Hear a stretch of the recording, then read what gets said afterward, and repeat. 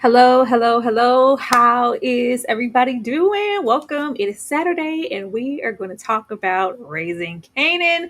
Real excited to get into this episode. A whole lot happened and a whole bunch of nothing at the same timing, and I can't wait to bring the guests out and get to hear what they have to say. Before we get into that, make sure that you are showing us love on all three of our platforms, hitting the like button, sharing this video, and letting us know your thoughts in the chat. We would love to get to know it. Bringing them out first because the man's is here. Rudy P. Magic is in the house. Are you ready to get into Raising Kanan? I'm ready. Hell of an episode, but I'm ready. Yeah, me too. Shout out to the 50 people already here. Really, really happy to have you. Last but not least, my girl with the sweetest of the sweetest perspective, because this cupcake sweet. I wonder how sweet she's gonna be for this episode. Ashley, are you ready to get into Raising Kanan? Absolutely. Always ready to dive into this gem, ready to talk about episode 5 and the fate of Famous, y'all. I didn't see the body though, so I don't know if the streets got his body. I'm still holding out hope. Hot take. Oh, you and me still. Oh, okay. Wait a minute. Because what we're not doing is that. Thank you guys so much. That's a wrap. Let me get these super chats. Because Ashley coming in here, she gonna find a way to be on fire. Thank you so much, DeMarcus Bond, for the super sticker. Most definitely appreciate it. And we have another one down here once again from DeMarcus. Thank you so much. Appreciate the super sticker. Like, Ashley, you threw me all the way off. Like, what? Where you dig that up from? Girl, I made it up in my sleep last night. I said, listen, because we didn't get to identify the body. I saw her crying, but how do we know that he was not dismembered or disfigured? How do we know he just didn't give Famous? You know what I'm saying? Like, did we run dental records? Did we run the prints? Like, I would have liked to see that part. But, I'm being obstinate. But, you never know. Overall thoughts of the episode. We spent a lot of time with him. And we still don't know how he met his end. And I really wish if we're going to do these flashbacks and give us all of this childhood abuse and all of that, it would have led up to exactly what happened to him in this episode. Overall, though, it was fine. We're moving somewhat ahead. I'm really ready for Rock Mama to be out of here, though. I'm really ready for that. If we could get there, I'd be even more elated. Again, it's the status quo for me right now, but I'm hopeful. I'm hopeful for episode 6. I will say I don't have many thoughts on this episode. Just that I'm happy that we finally have firm confirmation of what I thought all along, that our boy is gone. Unfortunately, and my major thought is, was the send off in the best way that it could have been possible under the circumstances. It just, it felt really weird. But I am happy to know that he's gone, even though I don't want him to be in this way. Rudy P. Magic, what were your overall thoughts of this episode? You know what? I thought that this episode ran like in the tradition of like the mid-season finale episodes in all of Power history. So typically, episode 5, I know episode 8, 9 in particular, like those 3 episodes. Now, of course, the finale, but those 3 episodes leading up to the big one are always like major game changers. It's always something big that takes place. So I thought it ran in that tradition and it did a successful job of, given what they have. I think that Famous, really, I think that they had to change the story to some degree for the sake of the actor, which we haven't really heard much from him. If you look at his IG, it hasn't really been updated. No news. Typically when a character dies, or even if it's like how when we thought he did, he came out, he made a statement. Later on, he gave ideas about what his character will be, going forward. So the fact that Antonio Ortiz, who's the actor who portrays Famous, hasn't done any of that, I thought that, okay, well, maybe they made this change because Famous being an integral character the way he is, there's no reason for him to have like an off-screen death. So essentially, we got an off-screen death for a major character like that. It's like, well, something has to be going on behind the scenes. Yeah. But I think given what they had to work with, I thought it was successful and acceptable. I think Famous's mother told us all we needed to know in the realm of his fate. I'm still interested, like everybody else, like, okay, what happened? Who did it? It's gonna be. I'm working on the video right now for my folks about who did it and all of that because I got some ideas. But I think that his mother's expression truly confirmed what it is. If anybody's gonna know, you're gonna know your baby. Whatever the state was, your child. So that was the confirmation for me. Dane with the super chat here. Being messy. Thank you so much, Dane, for the $5. I demand Tara keeps her screen enlarged for research purposes.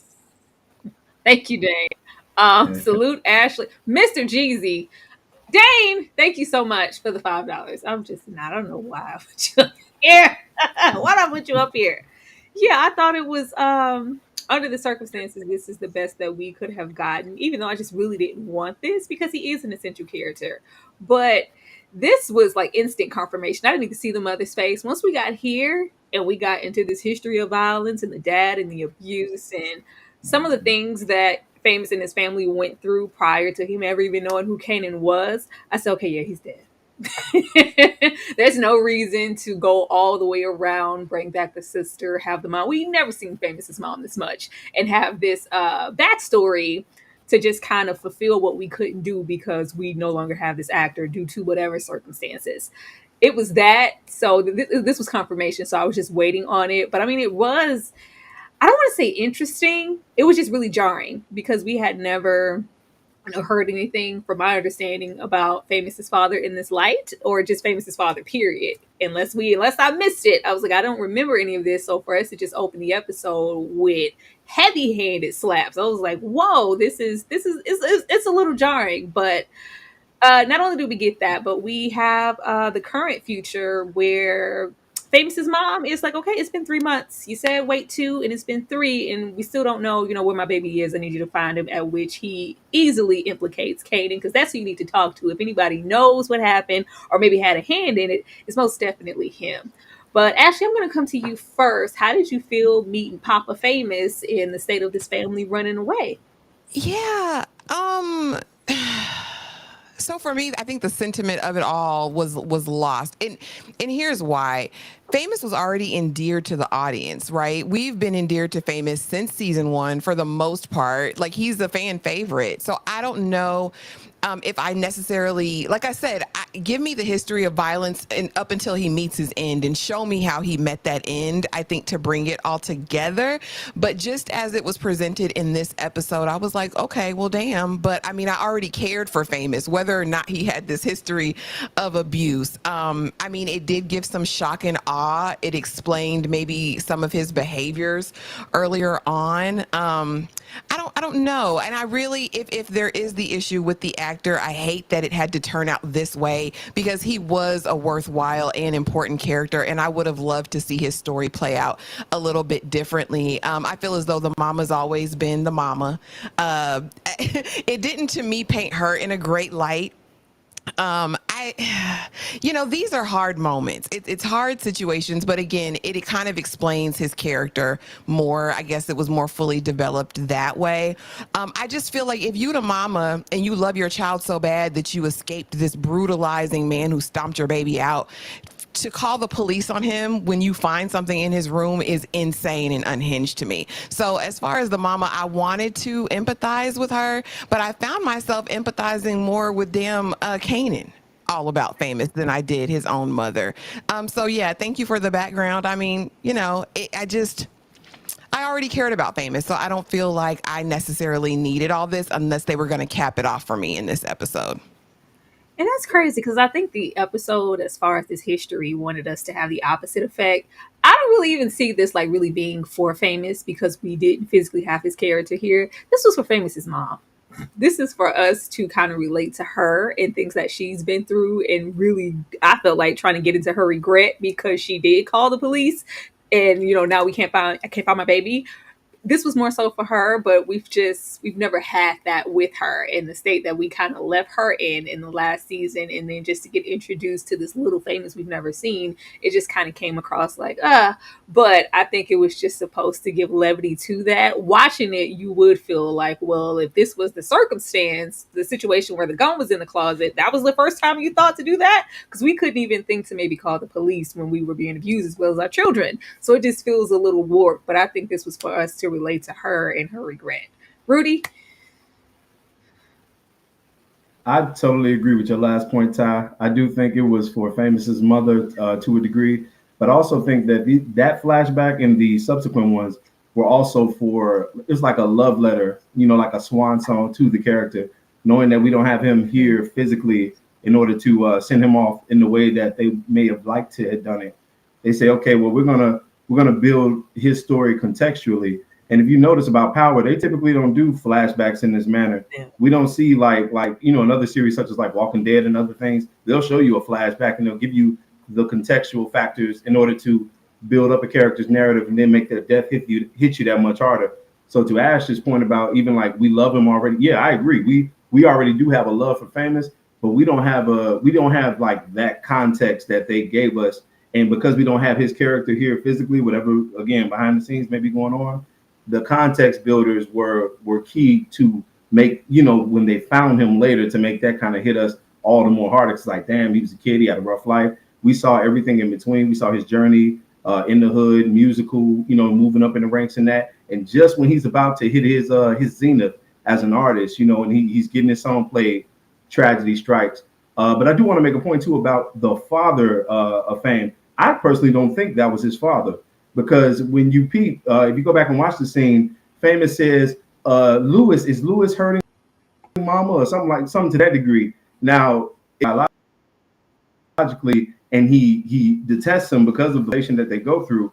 And typically, like with Kanan doesn't call his mother mom, he calls her Rock because he detests her. You know what I'm saying? It's like it's a situation where in these shows, typically when you have a disdain for that parent, you'll call them by their first name, because to call them by their natural name, if you will, there's an affection that comes with that. It's a love that comes with that. So I think when I heard him call him Lewis, I'm like, well, could this be a situation where Famous's mother, who we know by now, who hasn't made the best decisions historically, maybe she had a situation where she had 2 kids and she's up under the provision of this man and she didn't pick the best man. And now she's going through this unfortunate situation, this hellish situation. But it's, I mean, and now it's like, okay, I got to get my kids away. The fact that she was willing to just pick up and bounce like that, I'm thinking that that was just some guy who was over them, but wasn't necessarily their biological. Hmm. Okay. I'm hoping it was just that. And please don't have to try to introduce this man. Like, did he kill Famous? They didn't kill him. He got back up. Like, don't. I don't have time. Power Universe. No. Thank you so much, Demarcus. It's a shame what happened to Fame the lame. Fame the lame. What Uh, if Famous father Louise took out Famous? Oh, he's just saying the same thing. AKA Sean, just like Kanan smoked his son Sean. I don't think so. I don't think so. I'm hoping that's not what that was supposed to be because that would really just be way, out there. But hey, this is the Power Universe. Thank you so much once again, Demarcus. Said which mother is worse, Joyce? It's gonna always be Joyce. It's gonna always be Joyce. At least Famous mother for the most part tried. That situation with the gun is not going to trump all the business that Joyce has done. Definitely not what we see her do in this episode. Cause what? That was crazy. All right, let's go on over here because I have my ideas as far as like where I would like for us to go. We have him, we have her. We have Famous's mother touch bases with Kanan, and already she never believed anything that Garcia had to say. But above all else, we love Famous too, and we're gonna find out what happened. Do we believe Kanan? In a really perfect world, as tragic as it would be, I would love for Famous to have been deaded by Kanan. I would love that. That would I've just been waiting a really long time for the shift to happen in Kanan. And I want that because if it's not Kanan, then I feel like we're going back into more so predictable territory to where it's Marvin. And I don't want it to be Marvin because I feel like that would be so obvious. If they subverted it and it was Kanan, because we do confirm it, I was like, oh, we had to write my boy off like this, and we made him a snitch. Okay, he's a snitch. Mom said, where's my baby? He was working with y'all, telling y'all everything y'all wanted to know, and we all know what happens to snitches in the With stitches. yeah in the Thomas family. What happens? mhm. We know that, but as far as like my gut feeling for who killed him, I feel like it's Marvin. I really don't want it to be Marvin. I would love for it to be a whole like, aha, you thought it was, but yeah, it was actually Kanan. I think that would be so dark to really get us over to the Kanan that we're more so familiar with. And I would come to Ruby first. I just no, I have to build on your point because you're making a good point. But two things that if it would be canon would be like, I guess, a clues to that. The first thing is the way he set with Famous's Yeah. mother is literally a direct parallel to how Rock set with D Wiz's mom, and they were showing that respect, and more so as a cover up for, it's like the Bishop and Raheem dynamic. You're the perpetrator, but you're also the comforter. So he, the way he was sitting up with her holding her hand, I'm like, whoa, he sure is putting the extras on this here. Now I know they threw us off at the end with the emotionalism and how he was, crying out for his friend, but who are we to know if he wasn't just crying out for the fact that he had to do yet? So I'm like, if he did it, Yeah. that one thing would be a major clue. And also, Kanan, remember, Famous told Kanan what he had done. Mm-hmm. So if Famous had got as far, I'm talking about, he confessed it on the Yeah. song in so many words, but he directly told Kanan what he did. So, and remember what Kanan told him, he said, and you better not ever say it, you better bury that. He said, bury that with you. I'm listening to the verbiage very closely. I'm like, okay, if Kanan took him out, it would be poetic, but it would be tragically poetic. But I agree that it would build a lot of his character. The fact, because remember, you don't kill nobody. You're not a true killer until you kill someone you love, and that would fit into that mold of what he said. It would. And, we got a lot of emotion out of Kanan in this episode, but I was, it struck a nerve like, oh, okay, Kanan, but the energy that Kanan gave Famous all last season, all in his face, all hemming him up, all, pretty much slapping the ish out of Famous because, he was out here not trying to move the way I'm trying to move and be productive and sell this product and take it serious. And you just, lounging. There's that. I just would really love for it to be Kanan. But like I said, a lot of directions also point to Marvin. Ashley, what do you think happened to Famous? Who maybe did it? And did you feel like Kanan was sincere when he sat down with Famous's mom? Yeah, I don't think I'm gonna say neither Marvin nor Kanan did it, and venture to say that it could have been someone else that Rock used outside of the family. I'm hoping she learned her lesson using her brothers to do this type of work. Um, I'm hoping she learned her lesson with Lulu all behind that. And I honestly think as much as we saw Kanan abuse Famous last season, I still don't think he's that Kanan yet. Like, I still don't think he's the fully realized villain yet. So I'm not even going to put that on him. I felt like the emotion was sincere at the end. Like I said, this is like one of the first times I think we've seen Kanan cry, like in this manner. So no, I don't think he did it. And I'm hoping that it was either Howard before his passing. I'm hoping it was somebody in season 2, oh boy was wearing him out. Ronnie, right, was wearing Famous out every time he saw him. I'm hoping the flashback will give us that, and it's not an inside job. The only benefit to it being one of the family members, of course, would be the rage that it would incite in Kanan and push him forward into his villainy, which I could be here for. All of them. Push him forward, push Juke forward. Like, let's push. Honestly, people was hating on Famous in the streets anyway. So I'm hoping maybe it came from something completely different, but we know they're going to push the narrative along. But I believe this encounter. I believed Kanan felt sympathy for his mama. I felt that in the room with them. And in no universe do you feel like Rock gave he's snitching. Go get him, Marvin. You don't think that happened? Well, I told you he was snitching last week. That is for this story, like, because we don't have this actor, there's no way that, like, Mama said it. He was working with y'all. He was telling you, and I said he wanted to keep his booty. He was snitching because he knew he couldn't survive jail. Listen, Famous wasn't gonna survive in the Pinta, so he had to tell. But yeah, I think there is a world where Rock hires the hit, but I don't think there's a world where she has Marvin do it. I just, no. And definitely not Kanan. I really want it to be Kanan. No, and I don't want that for Kanan. No. Let's go. You got something you want to say, Rudy? Yep. And I was gonna say the only other alternative trigger herself, and we do have context for that with her killing. She used her brothers to lure him to the spot. So I think Lulu's completely out of the question because remember Lulu at this time is in rehab, so he's going through his own personal demons. And the last person he killed because he made a blunder personally that he had to clean up. He had to kill Scrap's mom. Remember? Yeah. So after that, he spiraled deeper into his own depression, and then he had to be gone. So the only other alternative could be Marvin, unless it was Rock herself. I think Rock is a strong candidate, though. Don't get me wrong. She's probably number one on my list, to be real. Just that conversation that he had in the car with Lulu, it just feels like he knows something that we don't. But I just think, and then I just would want it to be one of them because we would need that to boost either Kanan's character or Juke's character to kind of look like, well, everybody else, y'all killed all these other people, but you killed Fame. Like, this is different.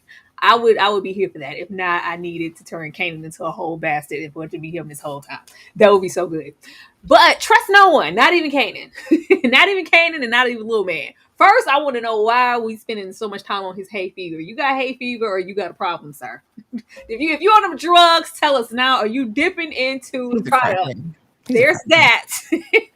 And then we have what we knew once we get in here, and we're not talking about how we got hemmed up. I was held at gunpoint. This man with a scar came in here and threatened my life and left because we know Unique ain't leaving nobody behind, no way to have a witness to even attest to him being anywhere.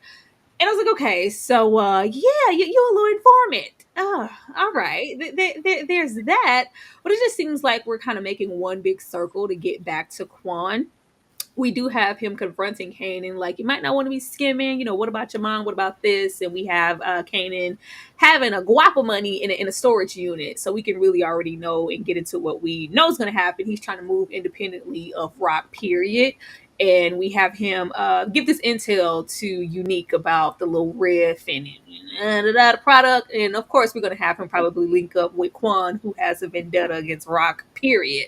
But Ashley, how did you feel about this? And it's hay fever. Ashley, it's hay fever. Girl, he's a crackhead. He's a crackhead. It was too glaring. It was too obvious. He's rubbing his nose. He got a problem. He got an addiction. A little bit is going to be a problem because I think that he's going to be a problem because listen, Kanan always has this inflated sense of self. He's been this way since we've known him, right? Since he got into the streets, he thinks he's that. He thinks he's him. And so I love the juxtaposition of it. I love this idea of this little person, literally, that you're talking down to on a regular basis, probably being the catalyst for your fall, right? Because he's going to be feeding everything to Unique. I couldn't trust a little bit before. He's smarter than Kanan gives him credit for. I think he's actually got more acumen than Kanan gives him credit for. It'll be very interesting to see how long Unique keeps him alive in this. But I mean, I'm here for the duplicity of it all. At the end of the day, little bit just want to live. So he's going to do whatever Unique, and Unique is the bigger bad in this situation. I'm more scared of Unique than I am of Kanan. So I'm going to do what I need to do. I had a sneaking suspicion of this just because he was left living.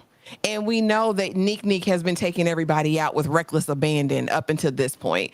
But no, I'm here to see what Little Bit's gonna turn into. Like I hope he ends up being a beast. And it's like, yeah, I did it. You know what I mean? I hope we get a confrontation at the end of the day because I think we're gonna see more of this Kanan belittling him, talking down to him. Like if you broke, just say that. Like you need some money. I'm here for it. Because Kanan honestly does need to be checked on his attitude in a lot of situations. So I'll be interested to see how this plays out, but he's definitely a crackhead, definitely got a habit, and I hope it's exposed in the next couple of episodes. Rudy, it's been hay fever since Crystal tried to give him some remedy like 2 episodes ago. Hay fever. Yeah, I think it's Pookie fever. To be real, I think he got that Pookie fever. He governed by the spirit of Pookie. And it was funny to your point, Ash, about he was saying, Kanan say, yo, if you need money, just let me know. If he's dipping into the product, that could be just as detrimental as Kanan skimming off the top himself. So that would be something that would demand that. And then too, people who are strung out on any kind of drug. I mean, now granted, OC is under the threat of the gun, obviously from Unique. But the fact that if he's on drugs, he can be manipulated. He can be used to, and abused. You know what I'm saying? In an effort to go against Kanan. And information is a weapon. It's intel is powerful. And if we notice now how Unique has been moving, OC is he's a pawn in just a greater scheme for Unique to get intel via allies.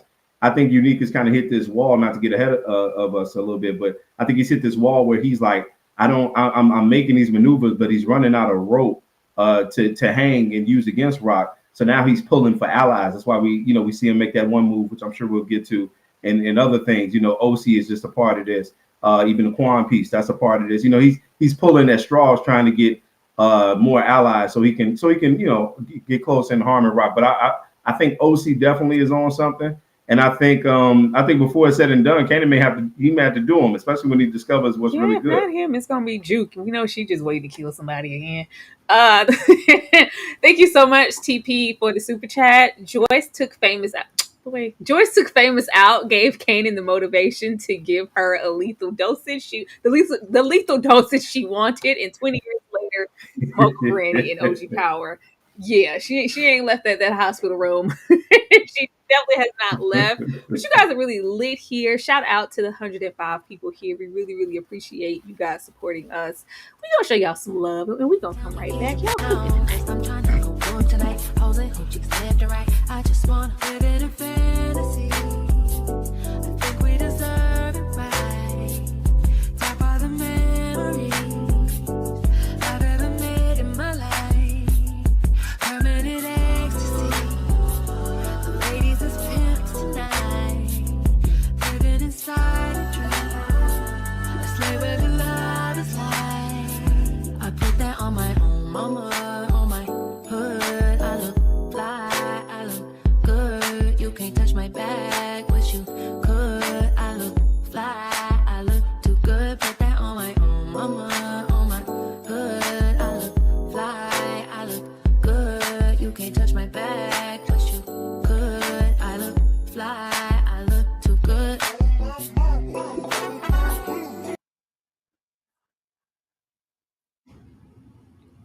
Yeah, most definitely appreciate y'all. TP, not the Tyler Perry writing. Haven't we had enough?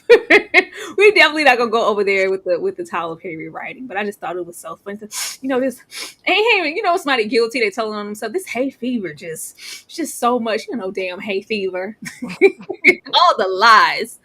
But getting here, don't waste my time, Marvin. Don't waste my time. Don't waste Juke's time. First, we have Juke having a little bitty piece of blowback from the last episode and her taking that abuser out in the new friend she's made, going, I did give you the address, real quick. Is there any possible way? What? Me?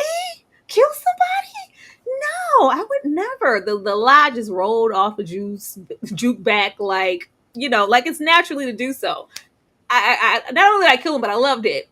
But then we have Marvin here. I expect that from this newcomer. Marvin, are you all right? I mean, you killed somebody and you ain't even just like, yeah, I'm just giving you a little first aid, bro. I'm fine.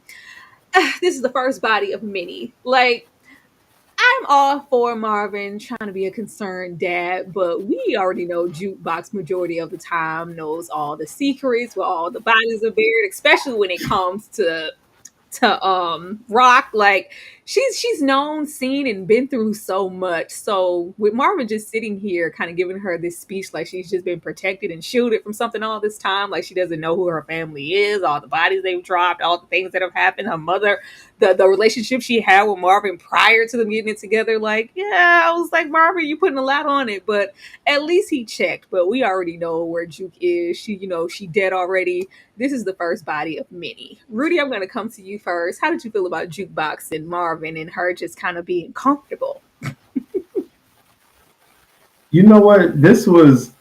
I think I was getting the vibes that I got when there's a scene in OG Power where she was talking to Kanan about how, yeah, and we can kidnap him and do this and that, talking about what they was going to do to Tariq. And that same gleeful kind of expression that she gave us in that scene, I saw her kind of, mirror that in this particular scene where she was like, hey, we ended up doing a good thing. And now she's getting past the point of just, okay, liking killing and, okay, now it's feasible and it's easy in her mind. She's in a justification stage, and that's very dangerous. It's almost like killing is a bridge to the next thing. It's a means to an end. It's not some deplorable act, and I shouldn't feel bad about it.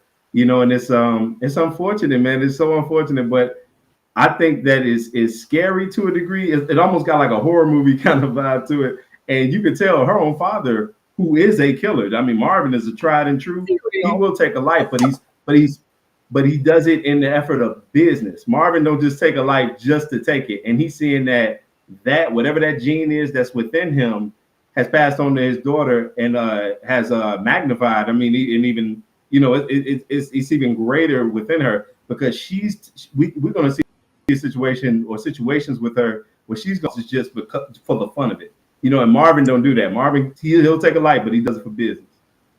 Yeah, she's gonna justify. He was a snitch. He had to go. Well, he was on drugs. He was skimming off the top. Had to go.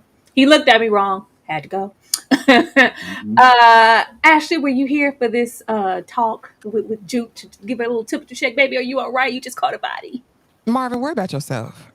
Marvin, worry about your decision making, sir. Like, that's what I need Uncle Marvin to do. This old cougar cat lady, it was such a strange interaction for me because you're going to ask me flat out if I did it. Like, girl, are you even from New York? And are you at this advanced age that you look? Because that, not in any real world would that ever be a question that you would just ask to this random woman that you met at the gay club. Like, that behooved me first and foremost. But Jukebox is playing it cool, being sneaky. She's always been that.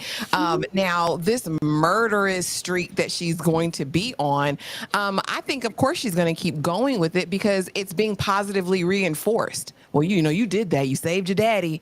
Then when it comes to her, this is the best sleep I've had, in years, knowing that he's in the ground now. So not only does she kind of already have this idea in her mind of they deserved it anyway, I'm now getting positive reinforcement from it. So it's only going to perpetuate the behavior going forward. I'm here for her in her villain era, though. I want her to drop some more bodies. Go ahead, Juke. You be the enforcer.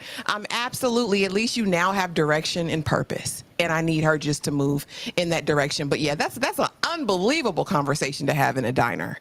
So did you do girl? it? Did you kill it? Girl, I thought Are you wearing a wire, girl? No, of course not. Well, thank you so much to Marcus, who said Rock should realize that Unique is alive because of Pernessa. Pernessa checked the hell out of Rock. Team Pernessa. We know how much you love Pernessa, DeMarcus. We know that you want to drink Pernessa bathwater. It is well aware. was the check in the room with us, DeMarcus? I want to know where this check came from. Was We don't get man, cause where ain't nobody checking Rock. Nobody, especially girl. I was like, all right, you know what happened last time you rolled up to Rock's place, ma'am. Now, where we have Marvin trying to lay down the law of concern with Juke and make sure she's okay. Since this season started, Marvin has absolutely no pulse control. We literally have Rock say, you know what? We still got to do business with these folks. Go hard, but not too hard. Lean, but not too much lean. Take it easy, Marvin. This is like getting ridiculous at this point. And not to say, like we said, Marvin has always been a killer. And I don't want to hear no excuses. Well, he said he was going to call them folks. I had enough of working with y'all. I'm going, he said the magic word. He said he was going to call the police. He don't want to work with y'all. I got to get rid of him. Yeah, what did the man in the bar say? Like, everybody's just... There's a fine line, like, between beating someone, being aggressive, laying down a firm hand, and just blasting your gun. Marvin is just getting really reckless, and it's scary. Like, what are we doing with Marvin's character? Ashley? Yeah, this is his complete undoing. Like, we saw him cross that line. Like, people have duality, right? And we saw the pendulum swing far to the right last season. He was fully realized. He was operating in his daddy daycare. He was being a Captain Sava. Loved Marvin season 2, baby.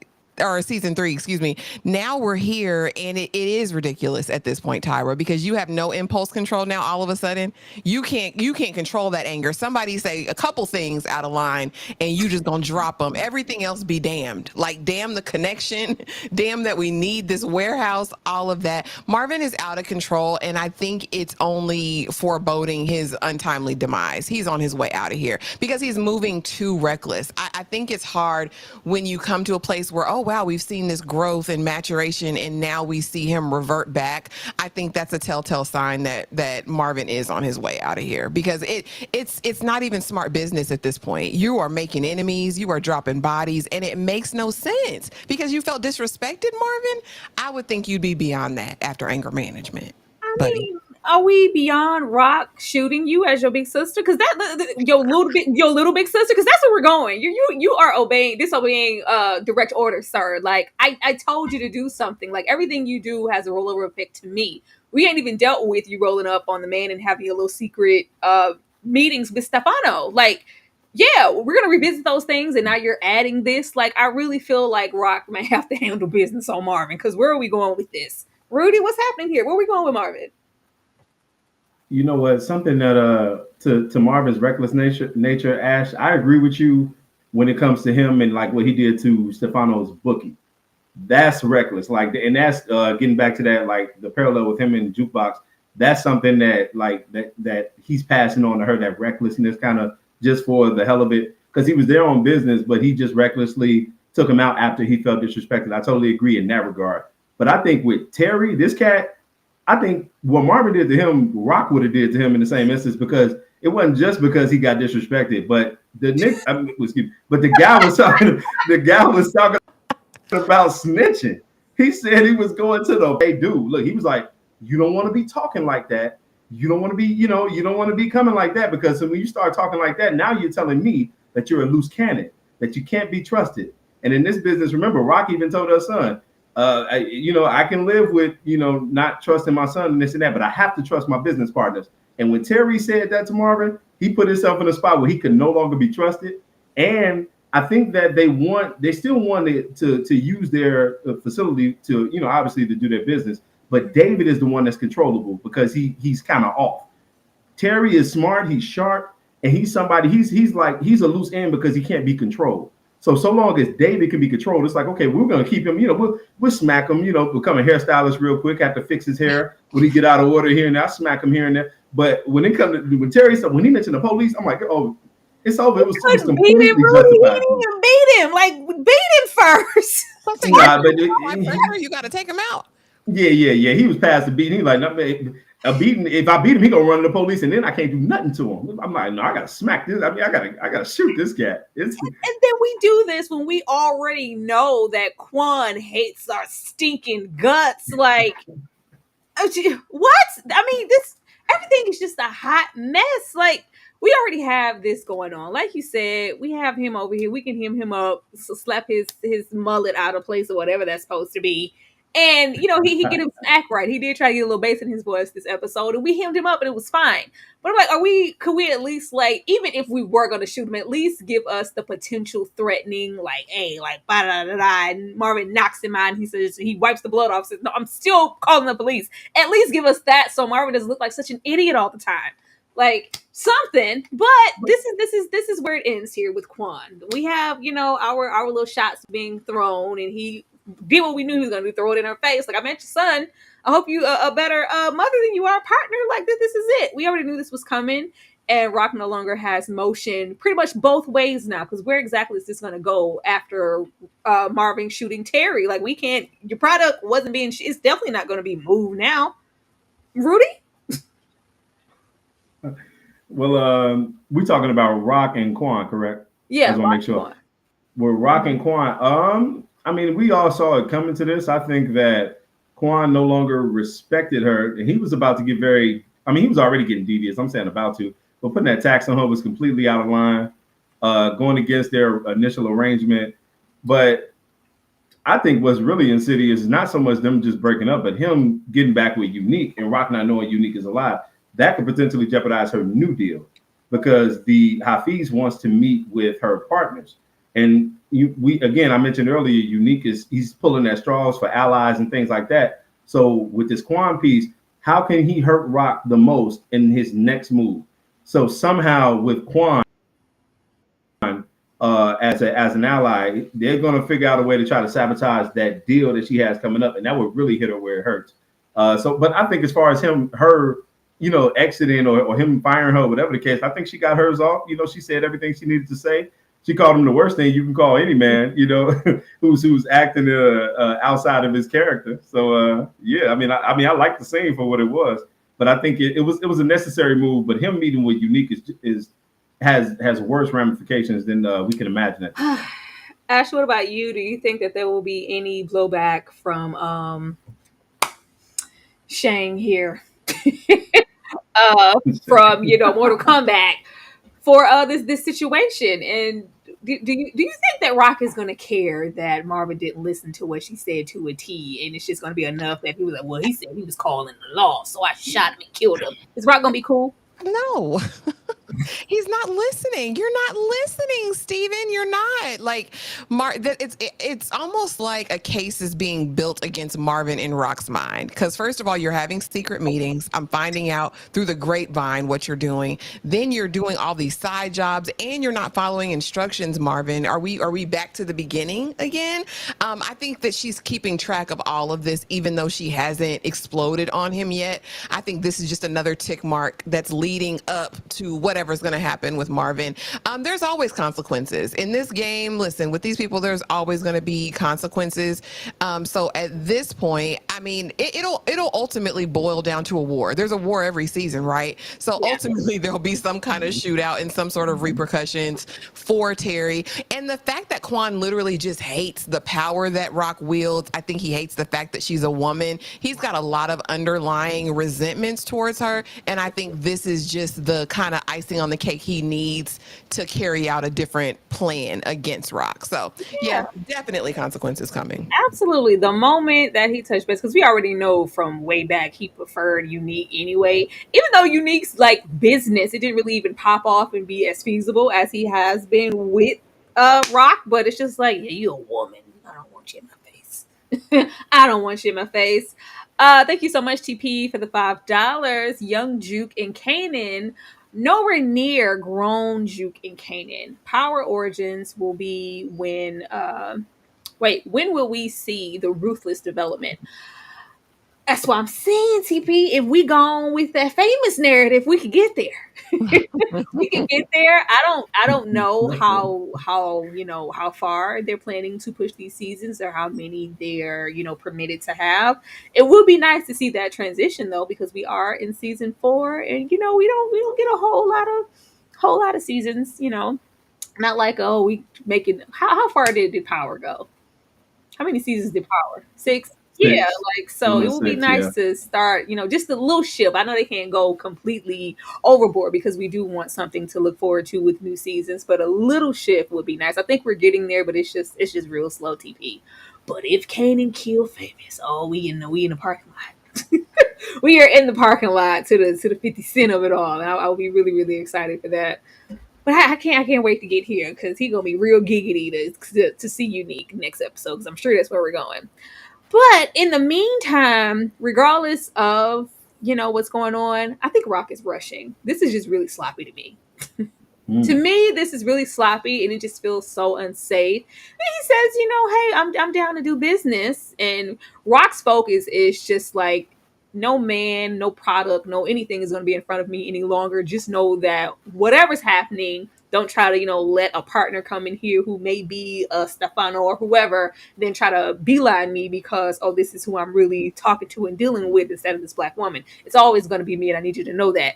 That's that. But I feel like this is, with everything that's going on, us not really even knowing who's hitting us and taking our bodies and trying to ruin everything. Kanan's out here running around doing whatever he wants to do. It just feels like there's a lot going on. We just lost Andre, and we're still kind of just trying to push forward. I know she kind of really has no choice with Quan, even before now, up in the ante on the product, but it just feels really unsafe, just like you did last episode when she was headed to that car and I thought she was going to the upper room. I knew she wasn't, but it didn't feel easy. Yeah, there's that, but I don't know. This just doesn't feel good. Ashley, how does this feel to you? So here's the conundrum with Rock, right? There's stuff in her life right now that she's refusing to deal with, namely Joyce.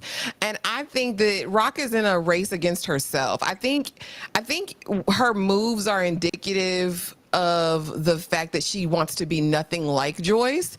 And for whatever reason, I think she's got something to prove. You know what I mean? I think that's why she's moving so quickly to become the Connect girl, because we didn't have 3 seasons where you could have tried to become the Connect. And now this is when we're making these moves, and it does seem very, very rushed and not thought out. And when I sat down and kind of thought about it, I was like, this has to be related to her mama, because she's definitely not going to deal with that. And I want to be the woman I said I am, right? And nothing like her. So I think it's interesting. I don't know what this new Connect is after, because why do you really need to know my partners? And the fact that she was just so willing to quickly acquiesce, I think it's partly that. And I also think it's partly now that the relationship is ruined, where she's at now, she's got to get product ASAP. So I think that's a part of it as well. It's very interesting though, because I do think Rock, we're going to see her come unglued this season more than we've seen this happen before. I think especially with the passing of Joyce looming. But it'll be interesting to see. But she's definitely being sloppy right now. And I don't think she's looking at the big picture. Because for me, if I'm Rock, I need to plug these holes, right? Because we're getting attacked on the regular at this point. I would be trying to hire somebody to be on the lookout to see who's behind this. Unique is walking the street without a mask at this point. So, girl, it's like nobody's seen him. Nobody, you ain't have no contacts on the street, Rock, that's seen him. You know what I mean? And everybody's this closed-lipped about it. Everybody he done popped up on, not telling anybody. Something's fishy. But I think by the end she'll figure it out. But I do think that there will be a boil over with Rock's character. Rudy, is Rock rushing, or is she exactly where she needs to be? I think Rock, she's definitely rushing, but it's for a cause. I mean, obviously she's desperate. She's been placed. She's like, if we were playing chess, she'd be in check right now. And she has to expand, but she's breaking a cardinal rule. If you go all the way back to the OG Power series in episode 1, when Tommy and Ghost were being hit, Ghost told Tommy, he said, before we do this, we got to check on this and this. And I remember he said, we can't expand under fire. So Rock is under fire, but she's in a place where she's being forced to expand. So nothing. I mean, I can't say nothing good is going to come of it, but it's not going to happen the way she would have liked it to ideally, because she's in a rushed kind of space.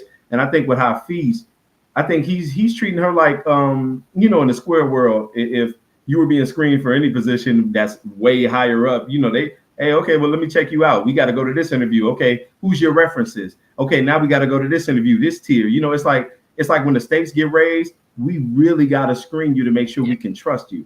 So I think he, on the street level, he's doing that to her, but she's not in a position to deny him, and she's really not in a position where she has leverage to say, like, I know she tried to qualify it and say, oh, don't I don't want you meeting this mafia individual, i.e. Stefano, and to be making a deal with him and to be coming to me, like, really, because Quan, and to y'all earlier point about Quan, and I meant to say this, Quan, he detests Rock not only because of her business and whatever, how he feels she does business, but she's a woman. He's a sexist, and he's from an Eastern culture, where the women are largely in check, and they're under the thumb of the men by way of the culture and the society itself. So he's not even used to sitting in front of no woman and having her demand things to him and tell him how it's going to be, especially when I'm supplying her. So it's the very thought of it is offensive to him, But I think she's making sure Hafiz knows that, hey, this is going to be my thing, but I don't even think she has leverage to qualify that. But it's tough. We're going to see how it goes right now. Unfortunately, she needs him more than he needs her right now. So it's never good to be in that kind of corner. But Lulu in a corner, Lulu in a good corner, Lulu in a money corner, okay?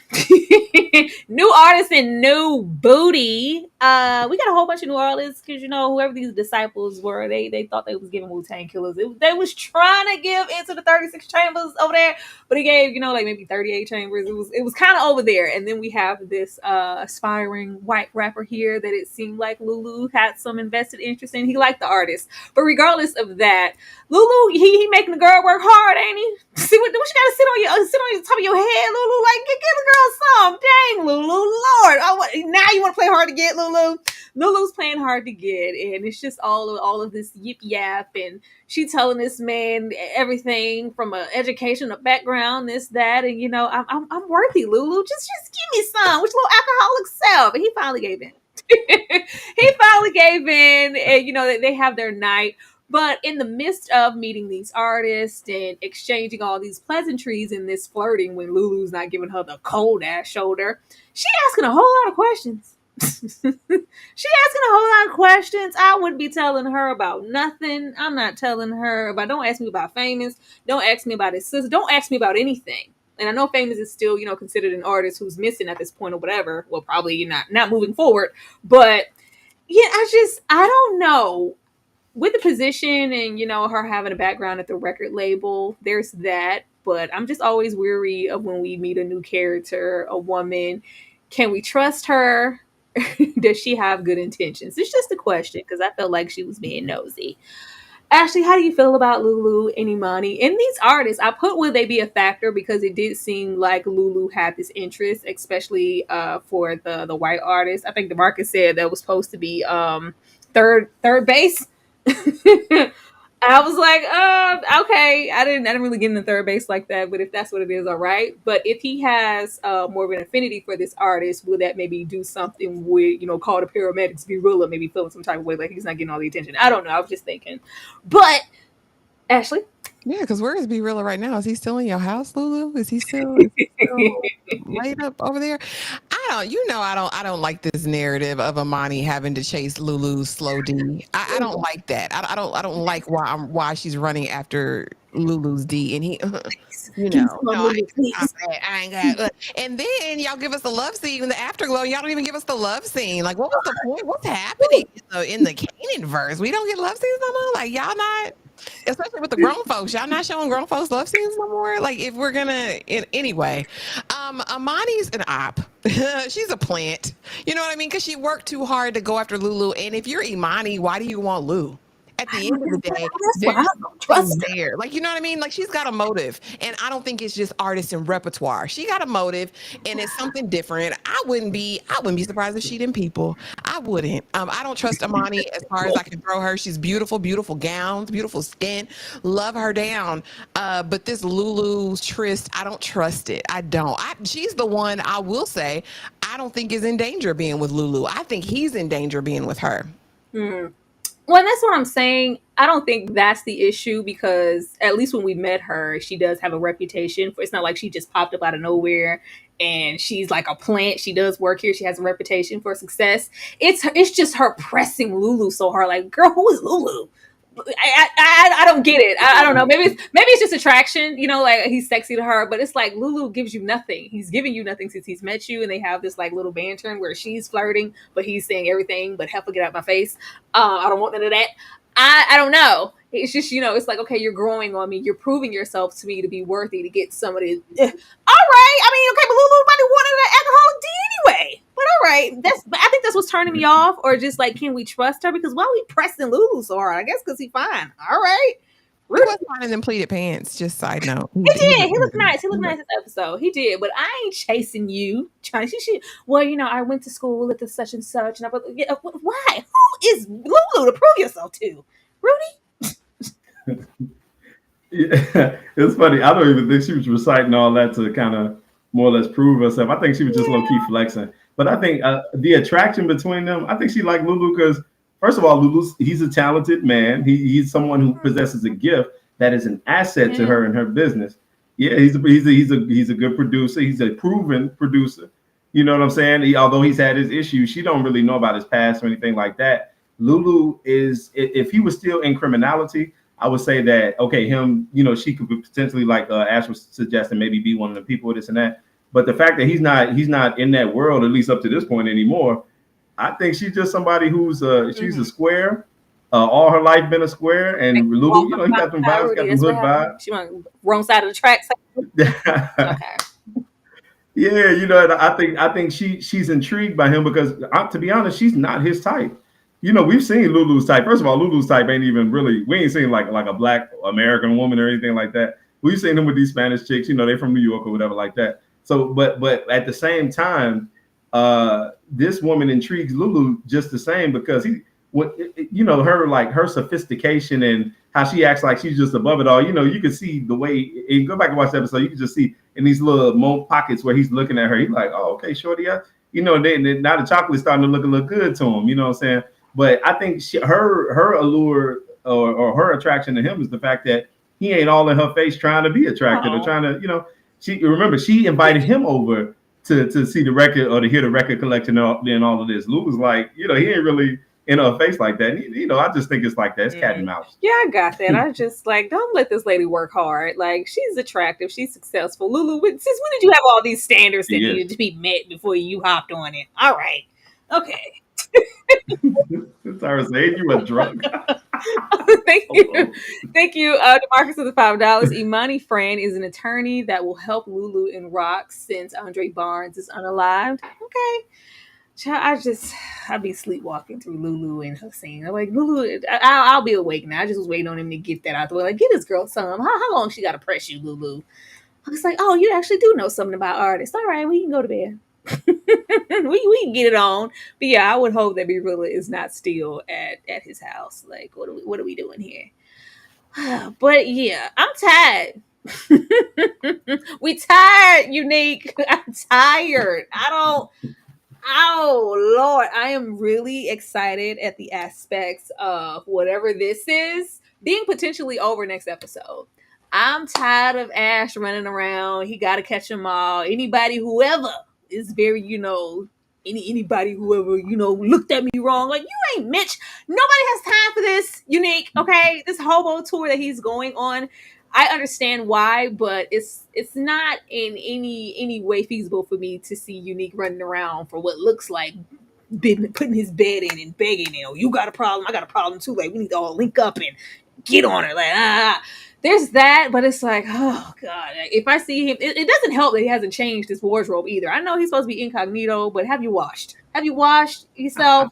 It's been some time. I hope he's showering on a regular basis because the black hoodie, the sweats, I'm sick of it. But I will be really glad when we are off of this hobo tour. It's just giving homeless bake ring. And you got a problem with rock? Yeah, I got a problem. I'm the king around here. I got it. Okay, all right.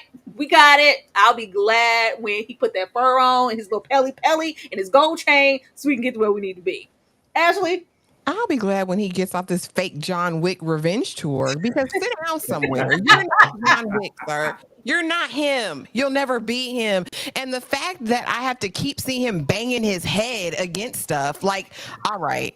All right, they didn't give you what you wanted, Nick. You held it together in the room, but you go and spaz in the car. Sir, if you really him, if you really that dude, get it out the mud and do it yourself. Why are you calling on the Italians to help you, sir? It be about business. Go bring it to her front door. You bad. You big and you bad, Neek. Again, I'm still struggling with the TBI. I'm still struggling with the consistency of it all. Because sometimes you got sense and sometimes you can't control it. But other times you've got a full plan and you can control your temper, your rage, your anger. You ain't getting them white folks establishment and act no fool, did you? You walked outside and you waited. I'm ready for this to be over. Like, put on your Coogee sweater and get back to being fine Neek again with some sense. Oh, Coochie down to the socks if you got to. Can you please just hurry up, Neek?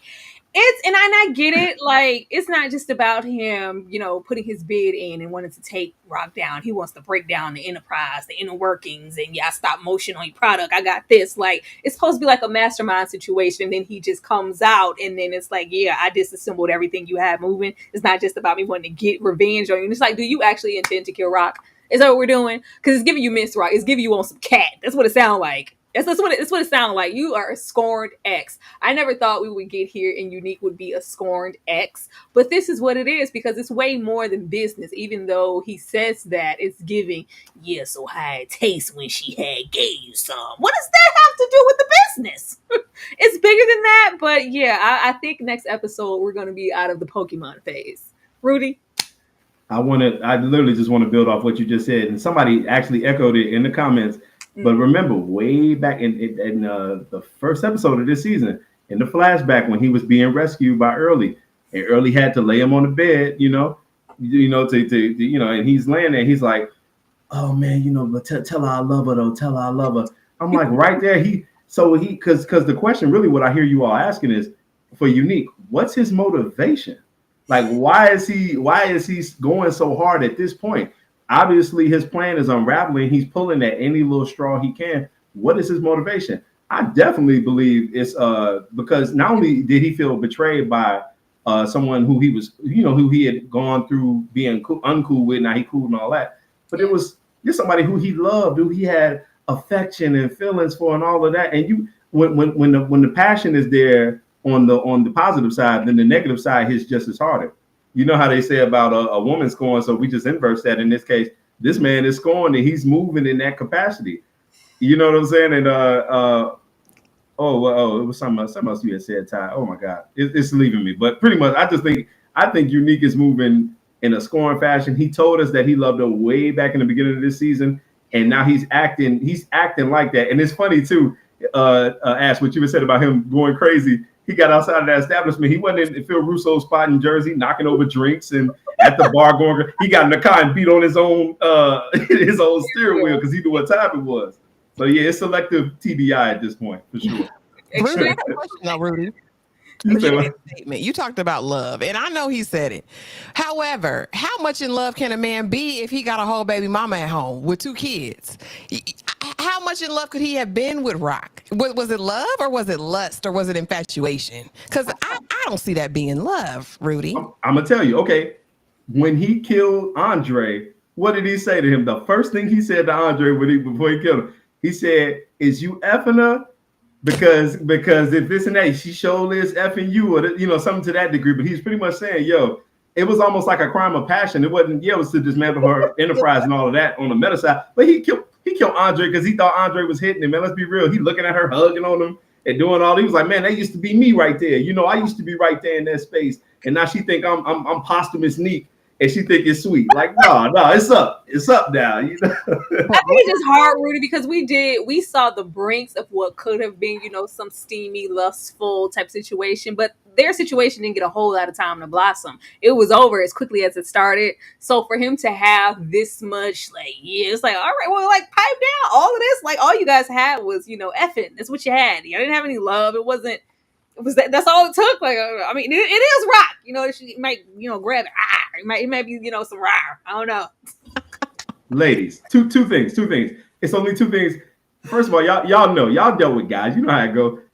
Either rock stuff is that sweet, or Unique is just a sucker. Like he's like what they would call a simp. He's like, oh man, I ain't never.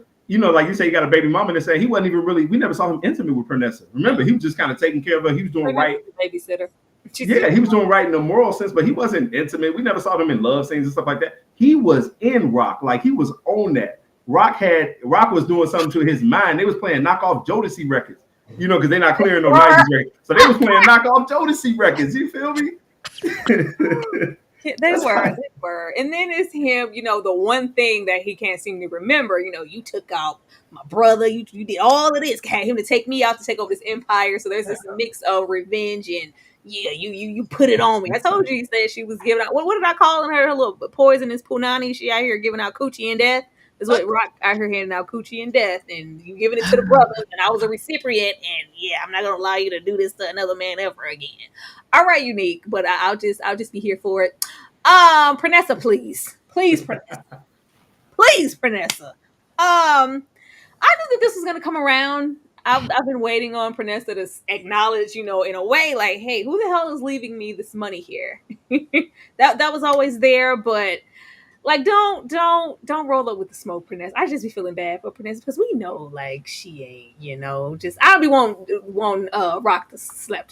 I don't be wanting to get hurt, Pernessa ain't did that to nobody, but I was like, slow your roll. Don't come here with the smoke. But in her mind, she's like, it had to be you feeling guilty because you the one who put down Neek. It's like, no, and even if I did, what the hell? You think I would leave you money? Are you insane? And I was with her like, Rock's gonna leave. Rock of all people, she's gonna be trying to make sure you and your son is good. Are you stupid, Pernessa? There's that, and of course, in a perfect world, we would like for a light bulb to go off in Rock's mind and go, hey, like, just is it? But it's no, we can't get there because as far as the streets are concerned, Unique is dead. I'm having an issue with how much time has maybe gone by. Has it been like 3 months, 6 months? Like how long has it been? That's a concern also. But yeah, I was like, she would barely leave, Marvin and them some money. You think she left you a guap of money to make sure you and your son were straight? Okay, Pernessa, pipe down. Rudy? Yeah, I think Pernessa is she's in an erratic state to even believe that. First of all, to even run up on Rock. Remember, Rock almost smoked her last season. We're seeing them get into a little light fisticuffs, nothing heavy, but she definitely almost smoked her. She rode up with the pistol. So we know how she get when she get erratic. But I think also, too, Pernessa's mind is starting to unravel to a degree because she's like, I think she just wanted a resolution to why she's getting that paper. And I think it's even run across her mind that, wait a minute, is Unique. And then she stops it right there. She's like, no, he's dead. No, he's gone. No, he's dead. No, he's gone. So I think she's trying to find any rationale for getting compensated in the way that she is. And Rock tried to give us something. Hey, maybe one of his friends or whoever, somebody who felt like they would have loyalty to him by proxy, was loyal to you and this and that. So I think that was her trying to ease her own conscience, trying not to believe like she's crazy or like, whoa, like, if I know it's not what I'm thinking it is. Because even though Unique is dead, spiritually speaking, there you can feel a person's presence. You can feel their aura, so we all have this inclination, irrespective of where we fall on the spiritual spectrum.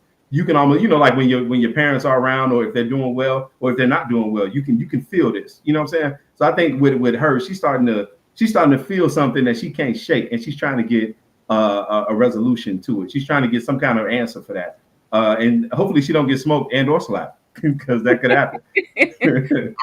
I don't know. She rolled up like she wanted that smoke, and we know Rock will give it to her. To slap her upside the head and take your ass home. Ashley, Pernessa, please. Yeah, just Pernessa she been different. You know what I mean? I would have been here for the slap. I'd have been here for the beat down. Stomp her out a little bit, Rock, because how dare you? Rock, as far as giving somebody money, she's barely going to give Kanan money. I think Lulu and Marvin would just be on them streets. Girl, be for real. Be for real. Go ask the neighbor. Go ask the neighbor. Go ask somebody who linger outside. Ask one of the good crackheads. They didn't see him walk up. He wasn't disguised. He's not wearing a mask. Somebody saw a man walk up to your mailbox and put something in there. Pernessa, yeah, I agree though. I think that she is trying to because she probably seems crazy right now to herself. Like, I know I'm not imagining this. Like, he's really gone. He's gone. We've put him away. There's no way it's him. So who else could it be? So I think it was innocent in that respect. But Pernessa been delayed. She's been delayed. It doesn't surprise me that she would roll up on Rock like this. You in danger though, girl. You in danger. You got one time. Don't do it again. Child, not delayed, Ashley. You gonna put a delayed on somebody, I swear. Speaking of delayed, like, Mama Joyce, get out of here. If you want to go that bad, just throw yourself off a cliff.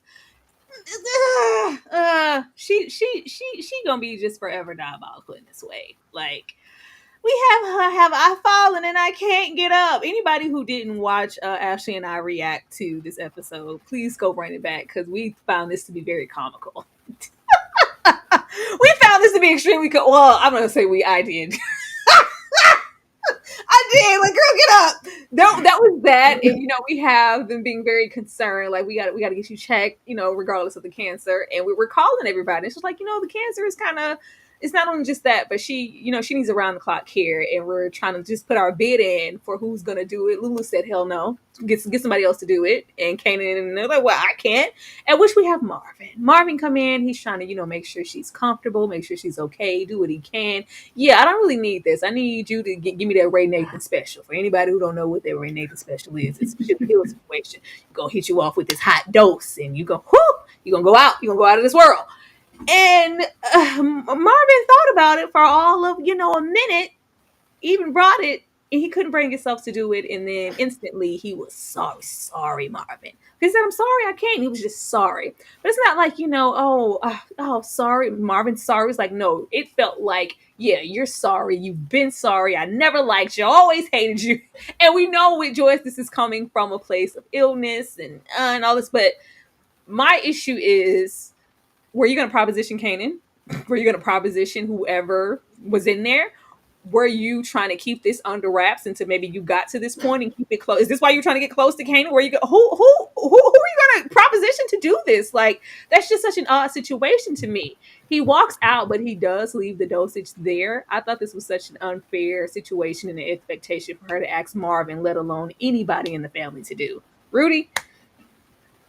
I'm going to tell you like this, man. And y'all, to y'all credit, y'all have been talking about Joyce in the negative since we started this. And I mean, truly going in. And at first, I'm looking at it from just this season. Not, we know she got issues in past seasons, but just from this season, I'm like, oh no, she seemed like she's trying to. But let me tell you something. Mama Joyce is the most deplorable character on the series. She's worse than Neek. She's worse than Ronnie. She's worse than anybody. Think of the worst character. She's worse than the person who potentially killed Famous. We don't even know who that is, but she's worse than that individual. Mama Joyce is so bogus because she truly, she's an art. She's an artist in a sense when using manipulation. She's appealing. She chose Marvin for a reason. That's not no mistake. Obviously, Lulu, he knew better. He's like, look, I don't want to fall back into old habits. I don't want these demons that I didn't put in the back burner to remanifest. But she chose Marvin because Marvin is her oldest son. And if you're the oldest child to your mother, there's a special bond there that every other child don't necessarily get. It's cosmic. It's something else to that. I'm the oldest in my family with my mom, and it's different. When we kicking it and stuff, even when my brothers and stuff is around, it's just different. And that's no shade on anybody, but it's the truth. So there's a link there that it comes with being the first. And she was trying to appeal to that to get to have him do what she wants. And then right when it doesn't happen, notice how quick she turned. How them demons that govern her just come out and just attack. And they do so not because she necessarily even feel like that. But she remember, she said, you're more of a man than Rock gives you credit for. She was trying to appeal to him being a man. And then when he didn't do it, she started to denigrate his manhood. But she did that in order to get him to do it. I'm like, this woman is terrible. Terrible. She's absolutely terrible. So yeah, and that's a great point about Kanan, because I'm like, who's to say she wasn't buddying up to him in order to get him to do that eventually? I feel like there was never any other moments where we saw her try to buddy up to either of her grandchildren. And all of a sudden, as soon as you have cancer, it's that, and I just want it to be between us. We don't have to, like, if it was up to her, it would have just been her and Kanan even up to this point. Like, I think this is more reasoning for her to even trying to get close, because she knew she was getting here and she wants to be taken out of her misery. This is sick. Ashley. Yeah, I told y'all she was a demon from the pits, and I was ready for her to go back to her maker. Because here's the thing with Joyce, you can only hide something for so long, right? This whole sweet natured, oh, it's the death doing it to her. She wants to this elderly hoe did not want to make amends with anyone. She didn't. She did not. This was all about assuaging her conscience and getting her handheld on the way out. That's all this ever was about. Her true nature slipped multiple times. And I think the first episode, when she's talking to Kanan, she's like, I'm not like your mother. I would never ask that of you. You know what I mean? Because I'm different. I'm your granny, right? Mm-hmm. And now we see the same thing with Marvin. No, Rock always underestimated you. I always knew you were something special, Marvin, until you're sorry ass Marvin. Sorry, Marvin. Sorry, Marvin. Girl, go jump off a cliff. Go directly to the hot place, because you're terrible, and you're the reason why your raggedy kids are the way that they are today. You did this to them, and I wish it could have been a repentant exit, but she couldn't give us that. And I think when you're nasty for your whole life, when you're an egomaniacal manipulator your entire life, there's no reverting it, even in death. I think it's just more of her true character, and she'll die in misery. She will, because she's an awful person. But I wouldn't be surprised if one of the other kids does carry this out for her, or maybe even a grandkid. We don't know yet. It's not Rock. It's not beyond her to ask Kanan to do it. It's not beyond her, in my opinion. Child, Rock, go ahead, Rudy. No, real quick, I just want to say to y'all point, everything you said is ashe. But to y'all point, isn't it funny how she said she ain't had no money for the ambulance, but then when Marvin asked her about the morphine, how she get the morphine, she said, "Oh, I bought it from the doctors." I say, she ain't shit. No, she ain't nothing. Sit your butt down, baby. How you buy that? You can't afford to get to the doctor, but you can afford to die by the doctor. She bogus. She's a mess. Do you think if she had asked Raquel, you think she would have done it? I think, to be honest, I think Rock, she'll go back and forth, but I think gleefully to a degree. Rock hate her, man. You know, and you know what? It's because Rock fears, and we talked about this a little bit last week, but she fears becoming that. So I think she'd do it just off the strength of killing that within her, that fear is, embodying that one day with her own son.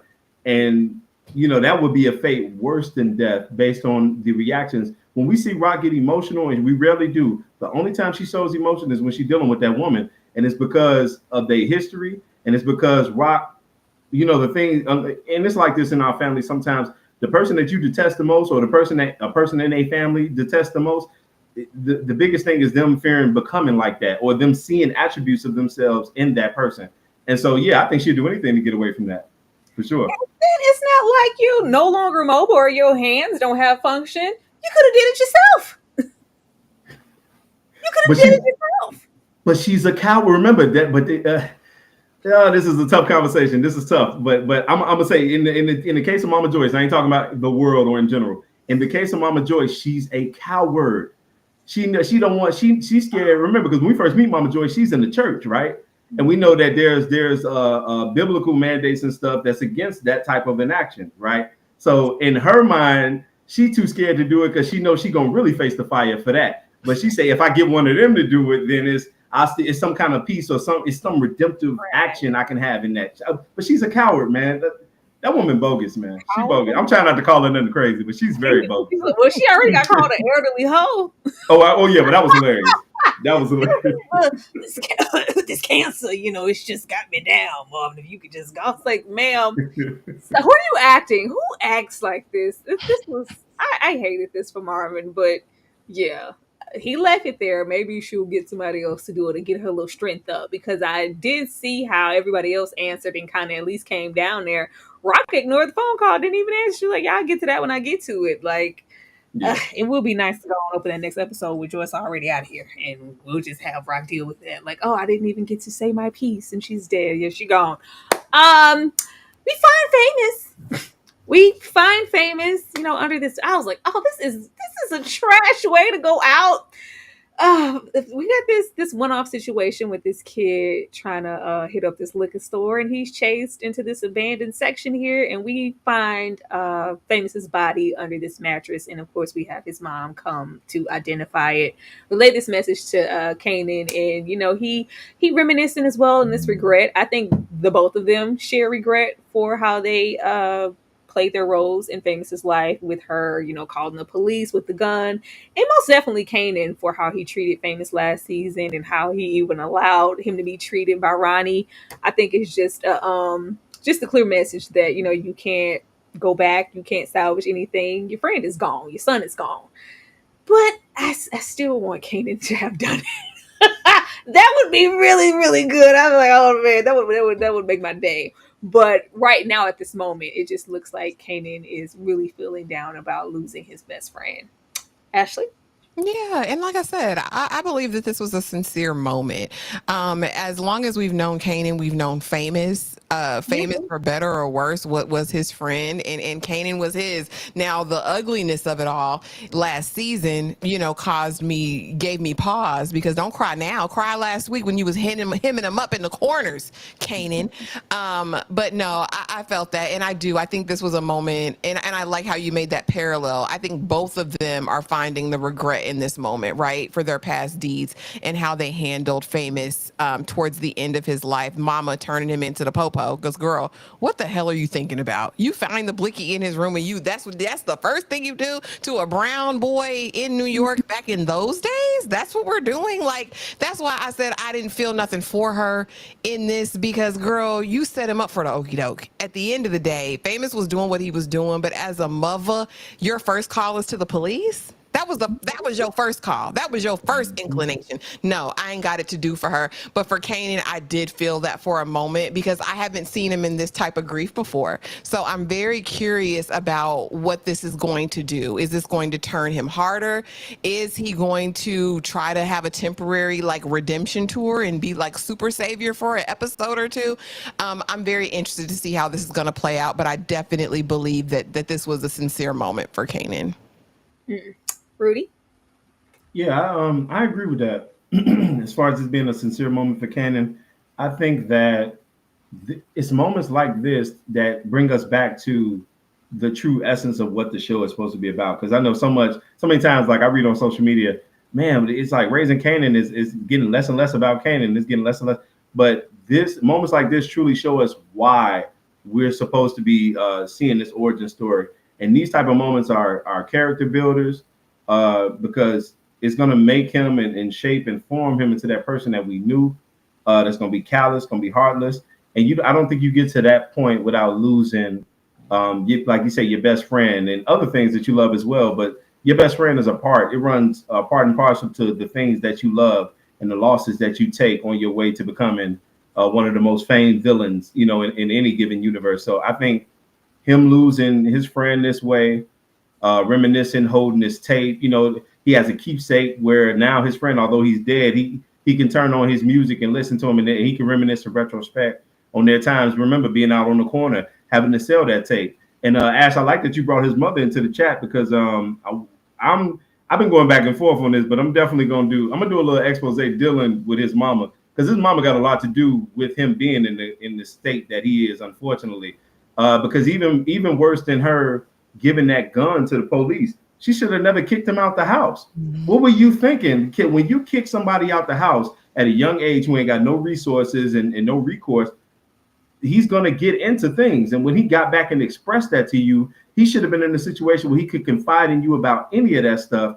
And even, your mother to her credit and to her detriment, any mother, if she's worth her salt and she's worth the name, there's things that you can do. We hear mothers, they'll defend my son. Oh, my baby this. Your baby could have been a killer. He could have been this and that, a rob. He could be anything, but he's still my baby. And there's supposed to be some kind of a blind loyalty with that.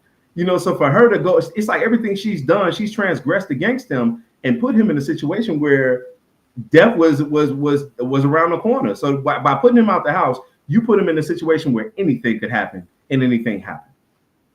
And I'm looking at the chat. Did anybody think that this young man stealing from the store was Ghost? I didn't think that. I've been seeing that.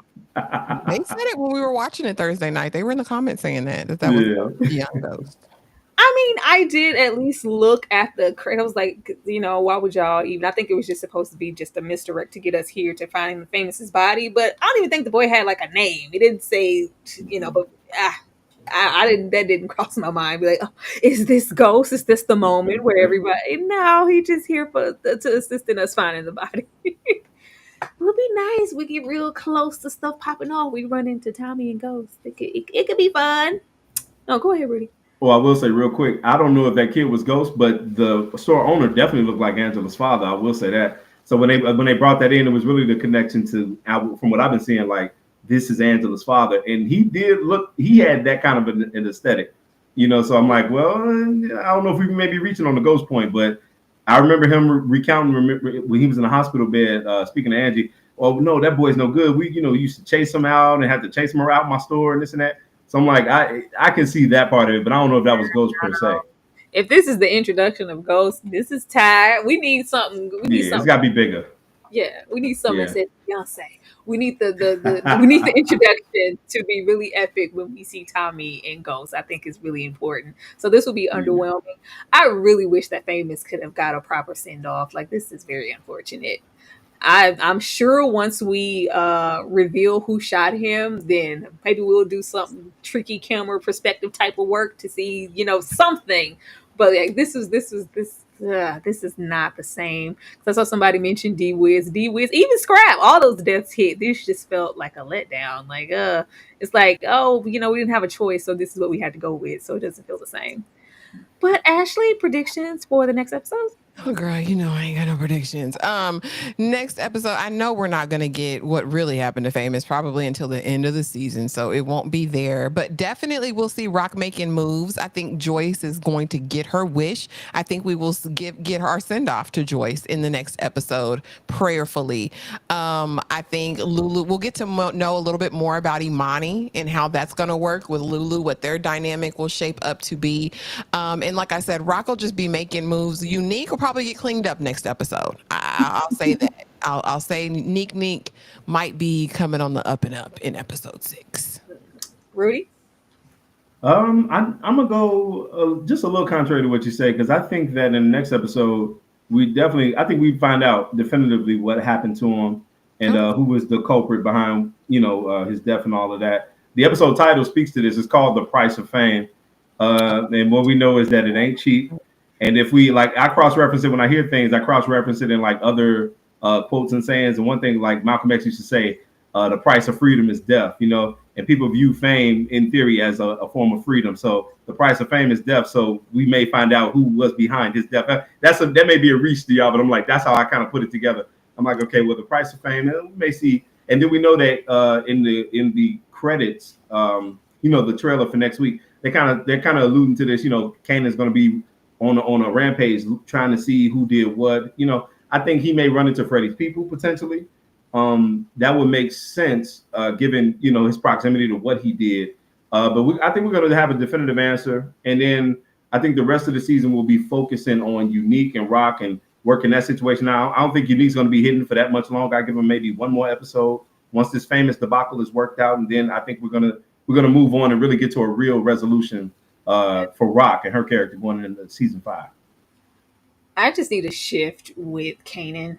If it's not, the Famous situation, then I need, okay, well, Kanan took out Unique. I need something, to move him more, because he's still like a boy to me, and he's still a boy, but there just needs to be more shift with his character, because season 5 is like really deep into, you know, the show by then, and I want to see that big like change in him for him to kind of grow more into adulthood and standing on his own. We do kind of see it here in this episode with him stashing money and trying to separate himself business wise as far as Rock is concerned, but I really want to see that. So if it's him, you know, stomping the streets trying to figure out what happened to Famous and get revenge, and maybe rolling up on Freddy's people and having something there, and it's like, well, hell, it wasn't Freddy's people and it was my uncle. Like, what the hell am I supposed to do to my uncle? What is this?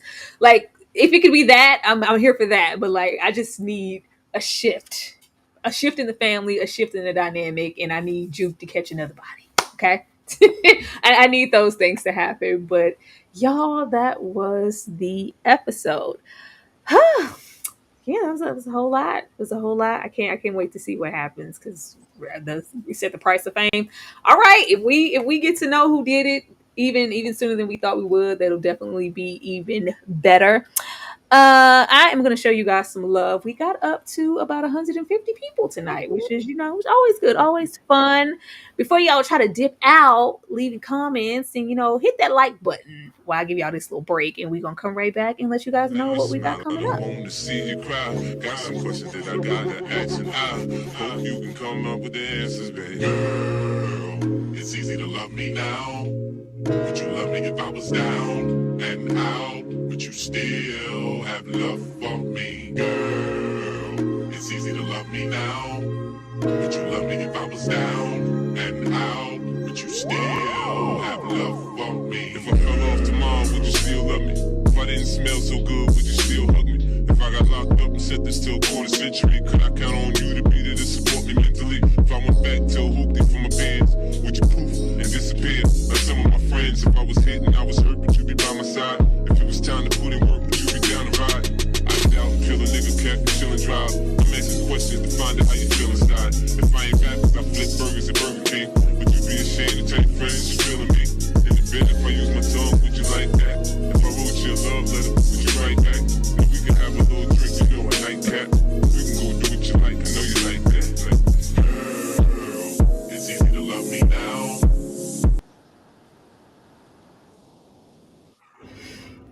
All right. Ashley, I'm coming to you first. Let the people know what we got coming up. Tomorrow, you guys, we have, what is it? Always crazy, always been crazy. Crazy all along. Crazy all along. Movie marathon tomorrow starts at 2 p.m. Eastern Standard Time. So be there or be square. And this week is going to be stacked, y'all. So please make sure that you're subscribed. Make sure you have that notification bell hit so you don't miss a thing. And we appreciate y'all being here and supporting us tonight to talk Raising Kanan. Absolutely. Made me spell it wrong. I put Dane, please, in the chat, because please, Dane, not right now. Rudy, what about you? What do you have coming up on your channel? Guys, the channel is youtube.com/RudyPMagic. We got the episode 5 review on my channel. I've been doing eulogies for every fallen character for a lot of these popular shows, and Famous will be, you know, different. So I'm cooking up the eulogy for Famous. That'll be on the channel coming up this week, along with some other things. youtube.com/RudyPMagic. Make sure you hit the notification and the bell. Please hit the like button. All my Patreon people will receive all that RudyPMagic. Yeah, man, and I appreciate you all for having me on, ladies. It's always a pleasure. I appreciate this. And thank you all in the comments. I don't want y'all to think I don't see it. Y'all be having me laughing. I'll be trying to focus on but thank you all for all your commentary, man. It's truly it's truly a delight. Thank you. No, DeMarcus, I did not. Let me scroll up. Maybe I did. I missed it. Thank you, DeMarcus, who said, which death was worse, Raina, Nicole, or Famous? It's going to always be Raina, because how dare you just sit there and let that happen? I don't like Tariq to this day for just sitting there breathing, doing nothing. What about y'all? Yeah, I had answered in the comment earlier. It was definitely Raina for me as well. That was heartbreaking. Yeah. She ain't deserve that. She was an innocent, a complete innocent. I agree with the Raina piece, because I'll never forget how I felt when I saw that. And I know some people, thankfully, I wasn't in the number that said they had that spoiled for them. Some people, they spoiled that for, but when I saw that bullet hit that baby, I was like, oh my God. But I always hated Tariq, not just for the action, but for I never felt like he took accountability for that. he tried to put it on his father, like, oh, it's Ghost. And then Courtney Kemp and the writers brass, and it's like they tried to put it on like, oh, this is part of Ghost sins. And to a degree it was, but Tariq directly got his sister hit. So I'm like, the fact that they deflected from him to Ghost always blew me. I never liked that. Ugh, make me sick. Make me so sick. Thank you so much, DeMarcus, for that.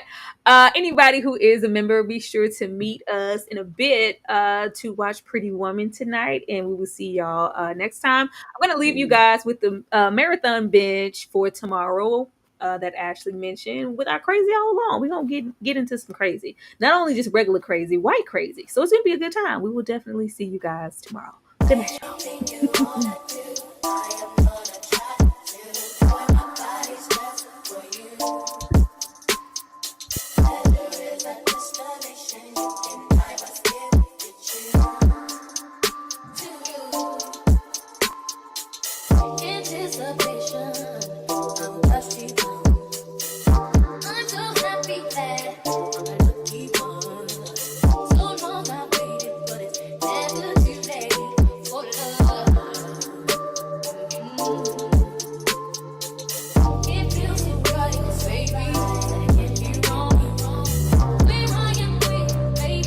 You